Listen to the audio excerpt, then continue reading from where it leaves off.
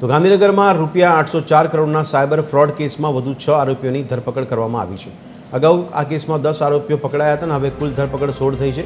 ઝડપાયેલા 6 આરોપીઓ સુરતથી પકડાયા। તપાસમાં સામે આવ્યું કે 3 આરોપીઓ ભંગારનો વ્યવસાય કરતા હતા અને સાયબર ફ્રોડના નાણાંનો ઉપયોગ નાના વેપારીઓને ચૂકવવામાં કરતા। આરોપીઓએ ₹20 કરોડથી વધુનું ટ્રાન્ઝેક્શન કર્યું હોવાનું બહાર આવ્યું અને અન્ય 3 આરોપીઓએ 270થી વધુ બેંક ખાતાઓ ખોલાવ્યા હતા। આરોપી રાહુલનો રોલ આ નાણાં ટ્રાન્સફર કરવામાં હતો। ફ્રોડની ચેઇન નાણાં ક્યાં પહોંચાડવા તેની વધુ તપાસ ચાલી રહી છે।